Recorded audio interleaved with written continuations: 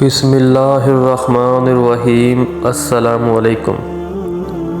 جب حضرت یوسیٰ ضعیف ہو گئے تو خواہش ظاہر کی کہ کاش اپنے مرنے سے پہلے کسی نیک اور صالح شخص کو اپنا خلیفہ مقرر کر دیتا تاکہ وہ میرے بعد دین کے جملہ معاملات بخوبی پورے کر پاتا اور میں اپنی موجودگی میں اس کی تربیت بھی کر دیتا تاکہ مرنے سے پہلے بنی اسرائیل کی فکر سے آزاد ہو جاتا۔ ایک دن آپ نے بنی اسرائیل کو جمع کیا اور فرمایا، اے لوگو، تم دیکھتے ہو کہ میں بہت بوڑھا ہو چکا ہوں۔ میں چاہتا ہوں کہ اپنی حیات ہی میں تم میں سے کسی صالح شخص کو اپنا خلیفہ نامزد کر دوں، لیکن میں اسے خلیفہ بناؤں گا جو 3 شرائط پر پورا اترتا ہو۔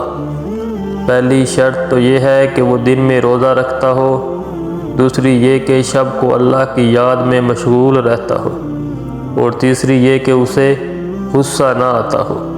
اہل مجلس پر سکوت طاری ہو گیا کہ اچانک دور کونے میں بیٹھا ایک عام سا آدمی کھڑا ہوا اور بولا، میں آپ کی تینوں شرائط پر پورا اتروں گا۔ حضرت یوسیٰ علیہ السلام نے اپنی شرائط دہراتے ہوئے پوچھا، کیا تم تینوں پر پورے اترتے ہو؟ اس نے جواب دیا، ہاں۔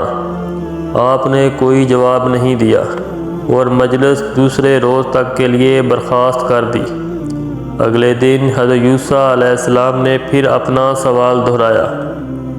مجمع خاموش تھا۔ وہی شخص کھڑا ہوا اور بولا، میں آپ کی شرائط پر قائم رہنے کا عہد کرتا ہوں۔ لہذا حضرت یوسیٰ نے انہیں اپنا خلیفہ بنا لیا، اور وہ شخص حضرت ذوالکفل تھے۔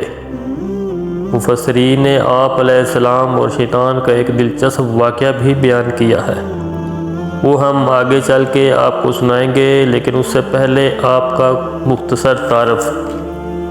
قرآن کریم میں حضرت ذوالکفل کا نام 2 مقامات پر آیا ہے، اور دونوں بار حضرت ایوب کے قصے کے بعد فرمایا گیا۔ اسی لیے بعض مفسرین نے انہیں حضرت ایوب کا فرزند بتایا اور ان کا نام بشر لکھا، جبکہ ذوالکفل ان کا لقب تھا۔ لیکن کچھ دوسرے مفسرین کے مطابق آپ اللہ کے نبی تھے جو بنی اسرائیل میں مبعوث کیے گئے۔ شروع میں حضرت یوسیٰ کے خلیفہ تھے، بعد میں نبوت سے سرفراز ہوئے۔ حدیث مبارکہ میں آپ سے متعلق کچھ بھی منقول نہیں۔ تورات اور انجیل بھی تفصیلات دینے سے قاصر ہے۔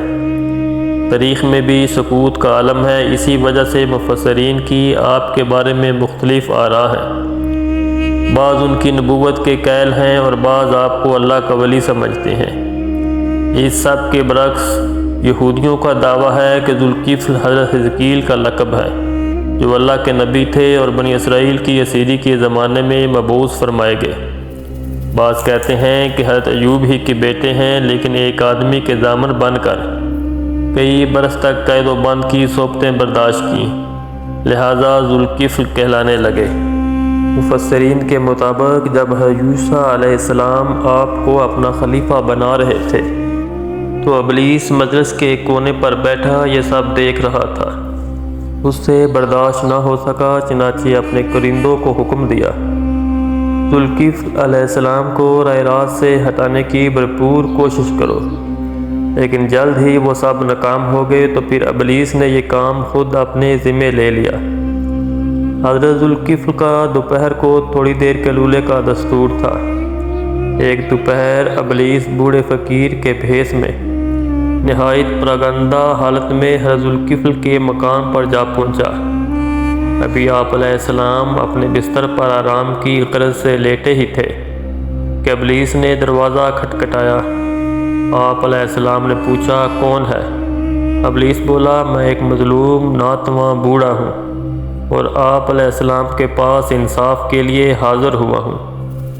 آپ علیہ السلام نے دروازہ کھولا تو ایک کمزور اور ضعیف شخص کو کھڑا پایا۔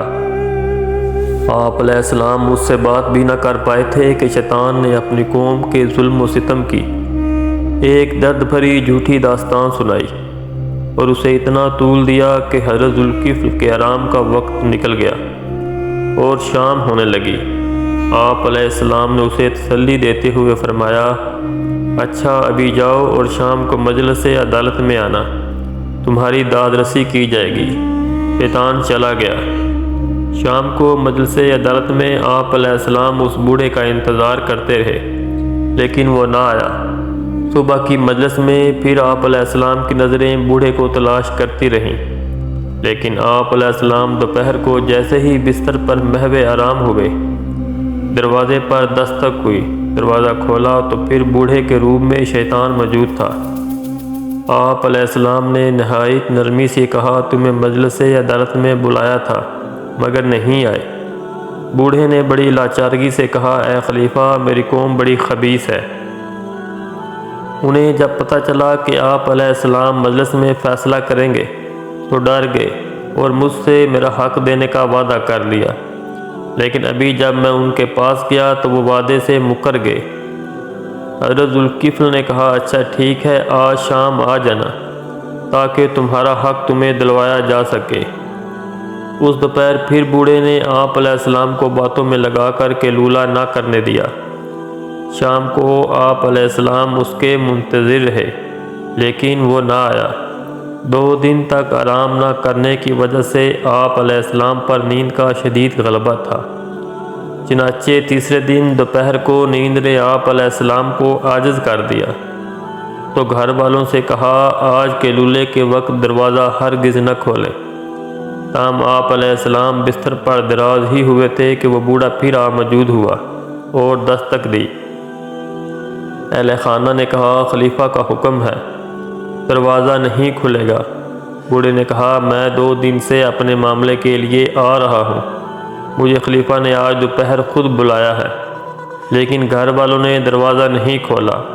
بوڑھے نے کچھ دیر تو توقف کیا، لیکن پھر اپنی شیطانی عمل سے گھر کے اندر داخل ہو گیا اور کمرے کے دروازے پر دستک دینے لگا۔